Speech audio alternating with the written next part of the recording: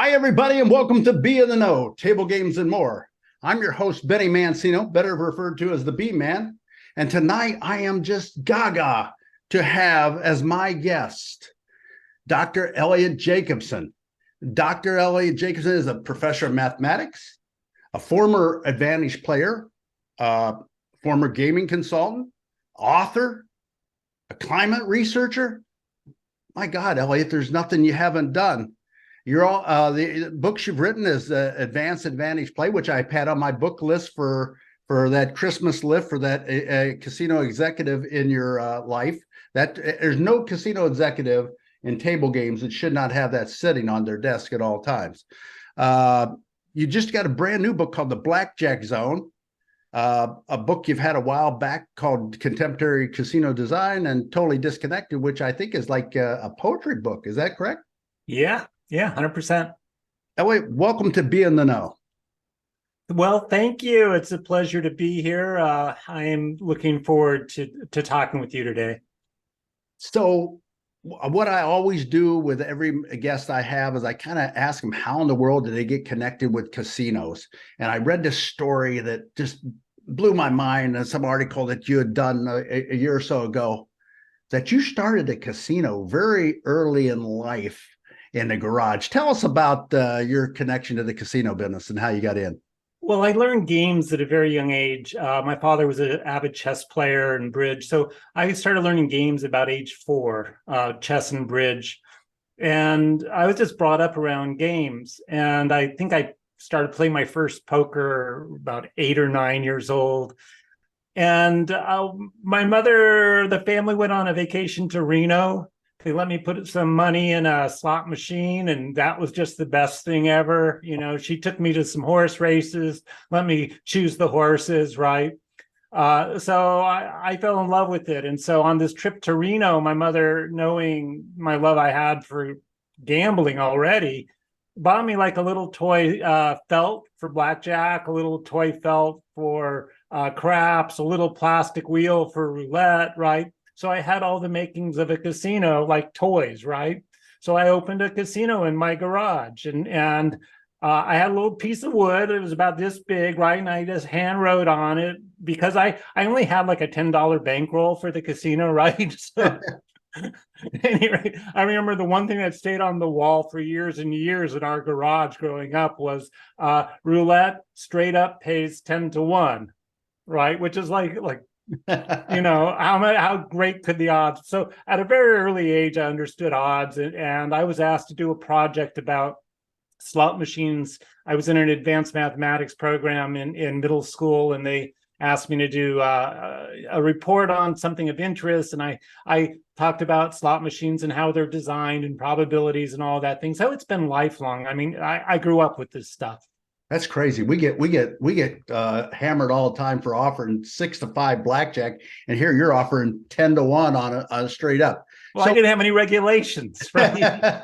Absolutely. So I heard though, then later on in life, now you're teaching mathematics in Ohio University, I believe, and you got invited to go to a gaming seminar, a mathematics seminar, and it happened to be in Las Vegas.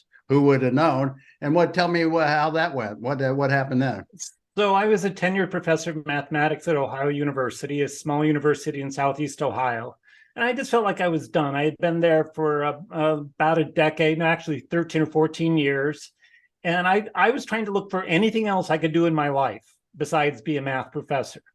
So about 3 months out, I decided I was going to learn blackjack card counting. And I remember I used the software, Norm Wattenberger's software, Casino Verite, was available way back then. So I practiced for months. I learned all of basic strategy, and I taught myself how to count. And I showed up, and the very first night I went to the Hard Rock, and I sat down at a game, and I won $100, right? And I just said, okay, that's it. I'm not a professor anymore. Now I'm a blackjack player. Of course, it wasn't that easy, right? As we all know, that there's a lot of ups and downs, and the downs can be absolutely brutal. But yeah, that's kind of how it all got started for me. Was once that happened, I started taking trips around the country, trying to bet larger amounts. took some time off from being a professor, and eventually, because my wife at that time thought I was an out of control gambler, she divorced me. I moved out west, closer to Las Vegas, and a lot of other things. That was the big change in my life, was that trip to Las Vegas. And it all started with a floppy disk, I'm sure. It was 3.25. So let me ask you this. So later on, now you're an AP and you start getting into when did you start getting into other games other than blackjack? Well, I realized very early on that there were other opportunities besides card counting. So, for example, this was back before the compact in California, where they still had to charge an ante per hand, and they were obligated to pay back the antes. They weren't allowed to actually earn money from the players. I'm sorry, they were obligated to pay back all their winnings from the game, right? They could only earn the money from the ante. That was the law at the time. And so I would go there on Tuesday nights when they had a promotion called Catch 22. And if you busted your hand in blackjack with a 22, they paid you $22. Well, you only had to wager $3 a hand. So I would spread the 3 hands of $3 and bust every single hand to try and get a 22. And this ran for about 4 hours, and I'd always come out ahead by about $700 to $900. And pretty soon, people caught on to what I was doing, and everyone at every table was betting $3 and busting every hand for those 4 hours. But that's when I realized, very, very early on, that there would be other opportunities coming. If I just started looking for them and thinking about what else might be out there.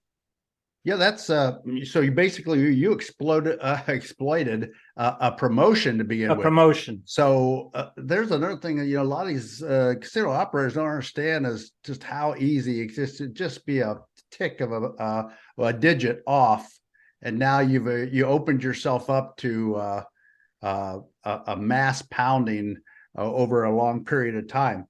I was talking to Michael Shackelford, and he was telling me about a situation at the Longhorn where they paid double jackpots, and promotions are very vulnerable to, and I think they're scrutinized constantly by the APs, wouldn't you say?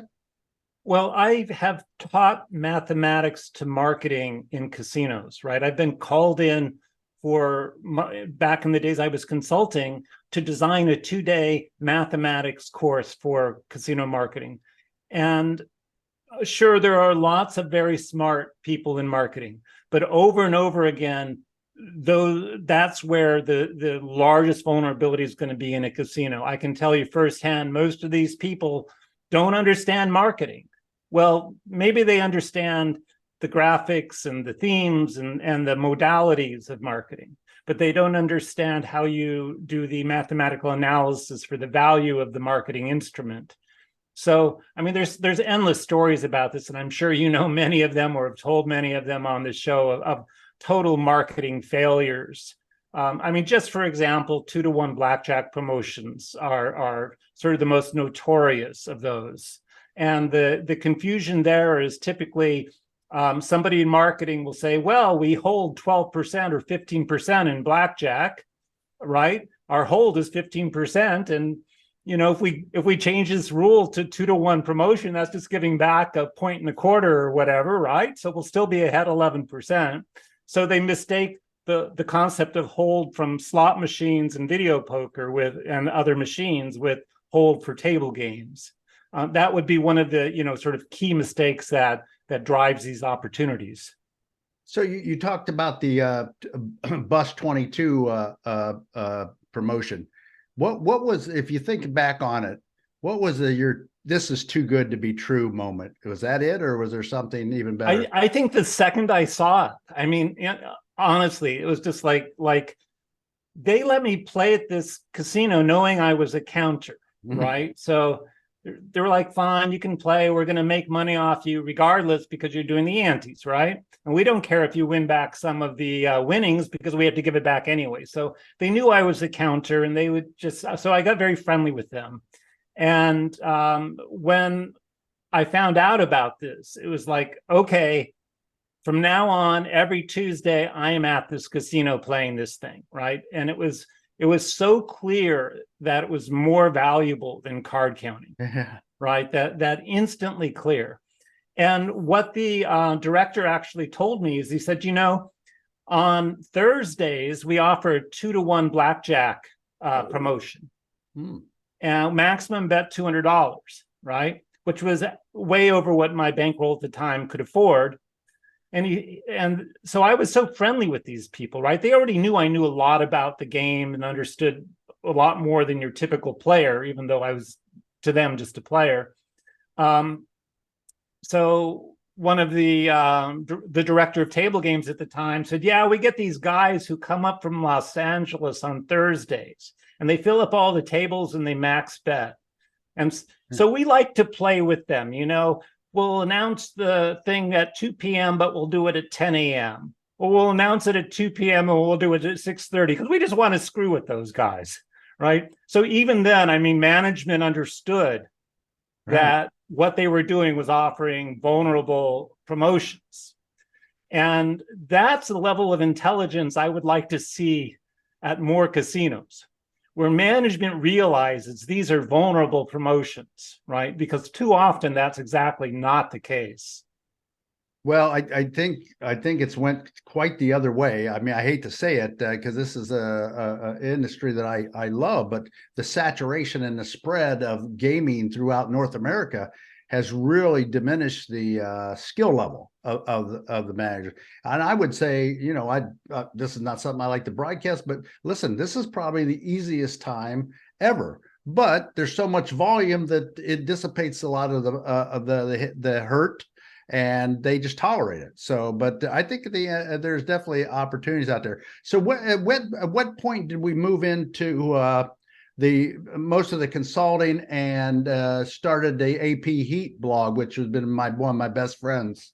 So that's a rather long period of time when a lot of things happened, but I was already getting sort of tired of the community of advantage players and looking because it was clear I did not have, like you mentioned, I didn't have the soul of a gambler. I did not have the ability to throw out $2,000 wagers, when the opportunity was there. I did not have the energy to fly out to Reno because some teammates spotted a hole card flashing and they needed, their teammates there pronto. I don't have that kind of personality, right? I'm more of an academic and a theoretician, and I like computer programming and all these sorts of figuring things out, puzzles, right?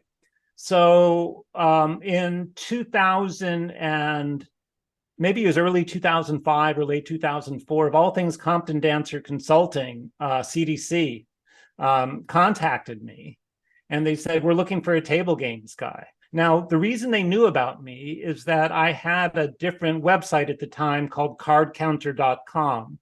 And I had that website for maybe 3 or 4 years. And I would write a lot of articles on it about advantage play and counting and all these things. And somehow Bob Dansard heard about me, and Jeffrey Compton called me in, and I had an interview. And next thing you know, I'm flying around the country doing table games consulting. Right. And I mean, it's crazy, but there was a very solid director of table games, John Yeomanson, who sort of took me by the hand, and we would go on these expeditions all around the country, and he would explain how the things work, because I've never worked for a casino, right? And he would explain every little minutia of everything and how it worked, and just the greatest guy. And we went on trips and trips together. So that's how that started. And then what happened was that in 2005, I was trolling Michael Shackelford's Wizard of Odds website, and I noticed an error in one of his Spanish 21 tables where he was actually giving decimal digits, the actual analysis.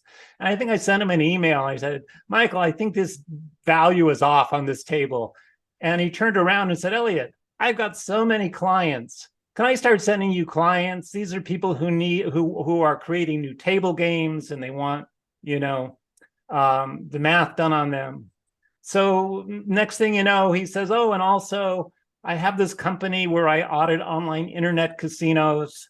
So I'm auditing. I'm working. I have a symbol, certified fair gambling, where I'm certifying the fairness of these casinos, and I'm doing gaming math, and I'm going around the country doing consulting for table games. And I mean, that's how it went for many years. And if you don't mind me rambling on, I'll tell the next part of the story about APE. Go right ahead. I'm all ears. So in the middle of all of this, Michael and I went for a hike one day. And I was all along figuring out how to beat various games, right? The whole carding, 3-card poker, whatever. And we were talking about this bet that at the time was called the Dragon 7 in Baccarat, which is a 3-card banker 3-card 7 pays 40 to 1. Winning banker 3-card 7 pays 40 to 1. And that was a big topic on his website. How can we card count this thing? And on the hike, I said, Mike, I think the problem is everybody's focusing on sevens. They're thinking that a shoe rich on sevens is going to be the key to beating this bet. And I said, that's not really what it is. I think what it is it's a 3-card banker hand. And which are the cards that keep the banker from drawing a 3rd card? It's 8s and 9s. So you get rid of 8s and 9s, and all of a sudden you're going to have a lot more banker hands that go to 3 cards. And some of those will be 7s, right? So I said, that's the key. And Michael said, well, Elliot, if you can do the math on that, I'll publish that on my website, right? So I went home, and that was the very first article I ever wrote for AP Heat. And it got published on Mike's site on a Thursday before G2E started the next week. So I published this thing on a Thursday. I'm going to G2E the next week. I show up, and Max Rubin comes up to me, and he says, Elliot, you are forgive this, it's an adult show you have. Yeah. Elliot, you are the shit show of G2E, right? And, the buzz is everywhere. I have broken easy baccarat, right? There's panic in the streets because at the time, this is the most popular baccarat variant out there. And I went up to I think it was DEQ at the time. It was their game. And I spoke to the CEO who was on site. And he saw me and, just turned bright red. And I said, look, it was just an article. It's not even that big of a vulnerability. I didn't know any of this was going to happen. And he shows me his phone and he says, well, I have 170 phone calls from directors of table games from around the world wondering what the F is going on with your game, right? So what I realized from this was that there is this huge gulf of knowledge, because this was not a particularly large vulnerability, in my opinion, half a unit per 100 hands or something. And Baccarat is a slow game, right? Right. Not that big. And I just realized that the problem was not this game. The problem was that it was the first one where it had been thrown in people's face. And the way to solve that problem was to bust every game, right? In as many ways as I possibly could, right? So just bust them all. And, the first couple, people didn't like it. And then pretty soon people were like, oh, and he busted, oh, yeah. And that, it's like, okay, every game can be beat, right? And, people, that was the time when I would essentially get flown around the world to explain my own research to people. Mm-hmm. It's not like I was there to teach a course on casino math or teach a course on table games management. No, I was there to explain my research, right? Which to me, I published for free on my website. Anybody could look at it. Right. Right. But I was being called everywhere to just tell them how to beat everything. So I'm going to do that again this coming year. I am once again going to be in Willie's show at the World Game Protection Conference. And I think it's the February 29th, and I'm going to be presenting, once again, how to beat every game. And I think it's the most important information that directors of table games and the people below them really need to understand, that it's not all about blackjack card counting. It's everything, absolutely everything. Well, that's a great story. And you know, the moral of the story is easy box still here, pre-card poker still here. And a lot of times, just like it did in card counting, it spares a lot of these people who think they can beat the game. They think they can do, they think they control themselves and do the math and wait for the right time. But when ultimately the bulk of the people can't do it. There's only one Nolan Ryan, right? So there's that's the same in the AP business, I would believe. So yeah, so I see it so many times that people just don't have a clue how a game can get beat, and they don't do the research. I walked into a recent casino I took over, and none of them had a safety card on any of the carnival games. Mm-hmm. So they were wide open to, and I actually added the card, and the gaming official come rushing down like, oh my God, what are you doing? You can't do that. That's not in our regs. You can't do it. Da, da, da, da. I said, well, every casino in the United States is doing this. I said, will you please check with them? I said, I'll take it out for now, but just check and see if they have a problem with us protecting this game, because right now we're very vulnerable. And of course, they came back and said, yes, you could go ahead and use it. But they, in 13 years in this jurisdiction, they had never heard of such thing as a security card to protect these games. And I mean, this is the things that if you're going to be a professional director of table games or whatever, it's the things you need to know. You know, back when I was starting out, the floor people were almost that sharp. You know, everybody I worked with on the floor at the Hard Rock, speaking of the Hard Rock, was probably somebody who could end up somewhere along the line being a ship manager. Today, we don't have that. The supervisors just want to hit the clock and walk out, and they just don't have the desire. So a piece of reference material like Advanced Advantage Play is just a necessary tool. And you so graciously last year offered this book on Amazon at the bare minimum. So I kudos to you, Elliot. I couldn't thank you enough. And for last Christmas at the property I'm at now, I bought 11 copies and I give it to everyone, and they're like, what do I need this for? You know, and now after a year of being around me, they kind of have the idea why they should. Yeah, Amazon actually forced me to raise the prices recently, so I had to choose a really good number for it. Can I hold the book up? Yeah, sure. So I had to choose a good number for this book. So this is 500 pages. It took me 3.5 years to write this book. It was $12.95. Now it's $17.77. So I like all the sevens in it, which is, you know, Amazon forced me to raise it. So I just like that number. But still, I think you're not going to even find the most the thinnest book on gambling is going to be more expensive than this book. I just give it away for free. I mean, essentially, I make 40 cents a copy, right? This is giving it away. And it's the same when I posted it for free on my website, right? I am not the kind of person who's trying to make a fortune through things I produce that are intellectual property. And that dates back to my history as a professor, right? The whole mentality of academia is give away knowledge, give it away for free. Knowledge serves the greatest good in the public domain. And by that, I mean, put this stuff out there. If the person who uses it as an AP, good for them. Good for them, yes. And if the person who uses it as a casino to protect their games, good for them. But let me not hide it and just give it to one side or the other. That's not what knowledge is about. So it's sort of my commitment from my academic days to make this material available.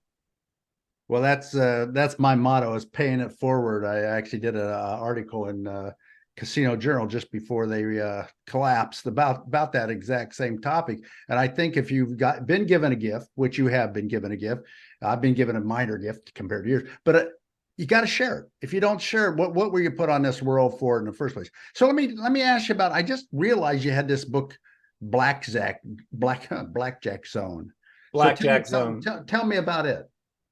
So I wrote my very first book, The Blackjack Zone, came out in 2005. And I told you I had this website, cardcounter.com. And on that website, I would write a monthly podium. I called it my podium, which was a little couple pages, 500,000, 1,500 words on some topic about blackjack. And so sometime in 2004-ish, I just decided, hey, I've got a book here. And so I sort of arranged it and created a theme and rewrote some of the chapters and put it together into this book, The Blackjack Zone. And so I just figured I was going to be a gambler still, right? I'm still working with the players. And so this is a book for players. And it's just what it really is a book that stops at card counting. It treats you with respect and gentle hands and takes you up to the point where you can say, now I get it. I understand why math is important. I understand why I need to know basic strategy. I know what the superstitions are, right? And it invites you to take the next step. So it's went out of print when my publisher passed away in 2019. And I was fortunate enough to get the copy, the source files. And so I went on Amazon in 2022, I believe, and just uploaded everything. And so it's up there fresh as if it is a new book. It looks like, oh, Eliot put out a new book called The Blackjack Zone. In fact, it's the book I put out in 2005.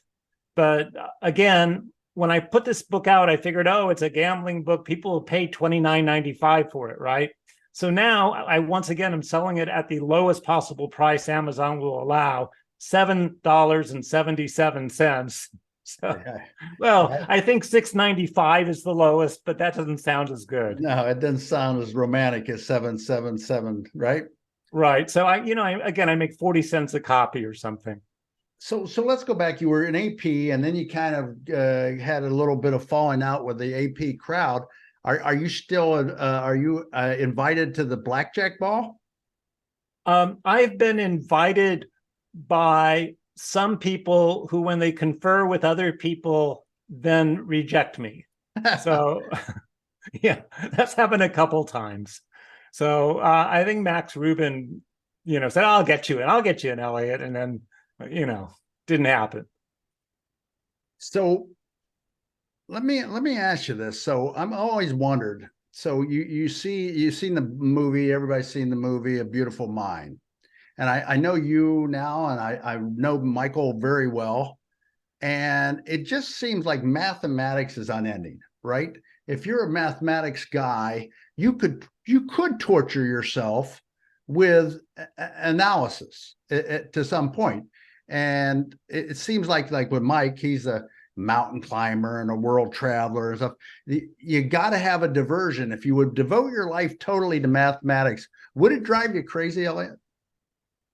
I don't think so. I mean, I've been around enough professionals in the business to know that it's so rich and fulfilling. But I think for the most part, people who have some skill in whatever the thing is also find things that are diversions. I have my diversions and have for most of my life, and so does Michael. So I don't know if it would drive me crazy anything more than, I think being a musician would drive me more crazy, because then you have to spend hours and hours and hours practicing scales and chords and rehearsing songs and memorizing things. And that's not really knowledge, right? That's just muscle memory.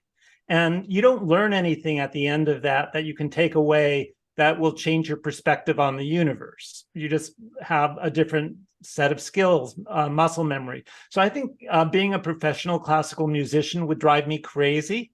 But being a mathematician, I can think of math any time of the day or night and have a problem go through my head and just enjoy that moment and thinking about the problem. And maybe I'm crazy. I don't know.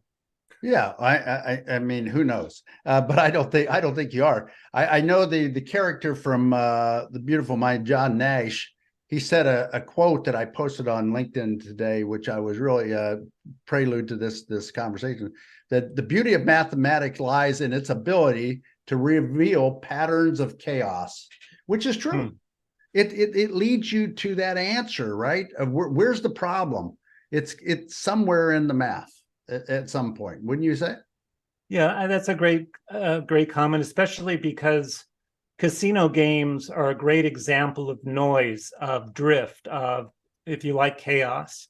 That if you look at the results, you were tempted to always want to see patterns, right? Whether it's reading a board in Baccarat or a streak of colors in roulette or whatever it is, right?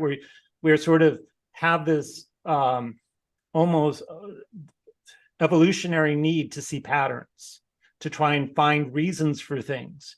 And the point is that math gives you the tools to start investigating those reasons, whereas if you don't have the math background, then you rely on superstition and well, just false beliefs in the way things work. We create reasons for things that just don't have any foundation.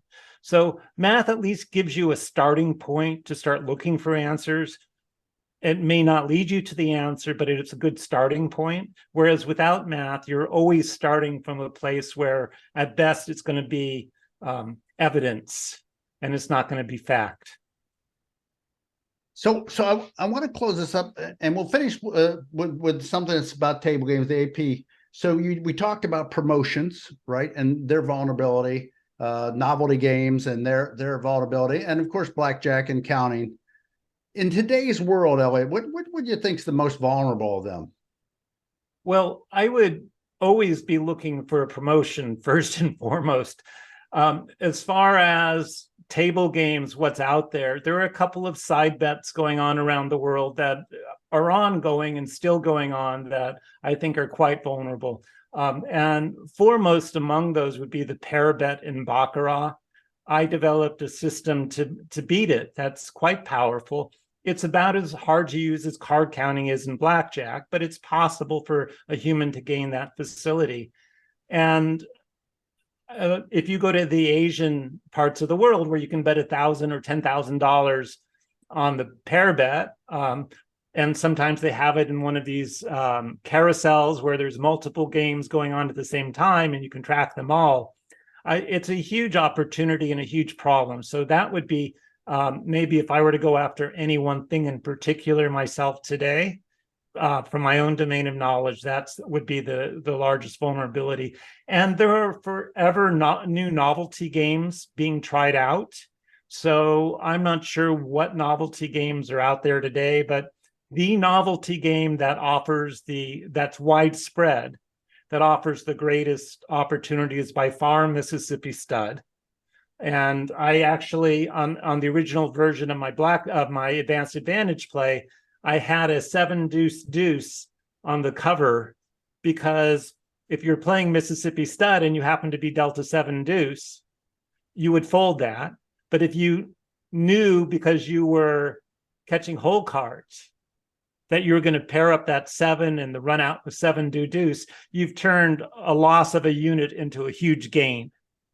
Multiple, I don't know what the total payout on that is, 12 or 15 or something, but it's a game that can usually give you over 100% edge over the house. And you talk about blackjack giving you a 1% edge. When you're getting 100% edge over the house, you got a pretty big edge. Yeah, when I walked into Philadelphia, when I was there at Rivers, we had a guy marking the community cards, and he had been doing it based on his record for quite some time. And of course, he had knowledge of all three of them. So what's that, like, give you a 200% plus? So the key point that is so amazing about Mississippi Stud, and you can edit this out if you need to later on, but the key point is that all a cheater needs to do in Mississippi Stud is mark the 4 jacks, no other cards. Out of those 52 cards, you mark 4 jacks. Done. You have a 30% edge over the house. So that's how powerful the methods are against Mississippi Stud. You don't have to know all 3 cards in the center or mark all the aces, kings, queen. You just need to mark the 4 jacks, 30% edge. That's 4 cards, right? So that's why this game continues to offer such problems. Yeah, it's a game I watch very, very, very closely. So you're doing a lot of other stuff now. I'm not going to get into it, but I know you're doing some climate research. I guess people, I've heard they call you a doomer. Is that a real term? Yeah, not only is it a real term, it has been quoted by some of the most elite climatologists who have written essays in the New York Times admonishing the whole sort of doomer mentality. So yeah, it is. I've managed to make another name for myself in the. They call it the doomosphere. So okay, yeah. So if you think of advantage players have their little universe, so the people who are doomers live in the doomosphere, and that's kind of tongue in cheek, but essentially it's a group of people who are doing research that is acknowledging, if you like, that the bell curve of future climate outcomes has a side of it that very few people want to look at, even though it's fully half of the bell curve, right? And so doomers are the people who are willing to go out and look at the half of the bell curve where outcomes are quite unpleasant in the planet's future. So I spent a lot of time doing climate research and looking at data and posting about that side of the curve. It's like the casino table games director who looks away and don't want to think anybody's marking the 4 jacks. So sort of. Elliot, I can't thank you enough for coming on B&O. It's been a pleasure. Maybe we'll do it again. Folks, if you get a chance and you can get out to Willie's conference, because this guy's retired. He don't really do this, but I know he's going to speak for this 3 hours, and this could be life-changing as far as your career, especially if you're in table games. So Elliot, I didn't realize you were speaking. I thought you were just showing up, but then I just realized you were doing the 3 hours. Who knows? Maybe the B-Man will show up there. But again, that'd be great. Anything else for our audience before I let you go? I just appreciate that you reached out to me. I enjoy doing these talks. It reminds me of how much I truly enjoyed my time in the industry, and that I'm grateful that there are people who still recognize the work that I did back then and want to reach out to me. So yeah, just thank you for having me on the show. I really appreciate it. No doubt. And you'll see in the comments, people will definitely be appreciative that you shared this time with us. So folks, remember to like, share, subscribe, share this. The more you do that, the more we get a chance to interview guys like Elliot. And remember, if you want to know anything about table games, you got to be in the know. See you on the next one. Hey, I want to give a quick shout out to Gaming Supplies.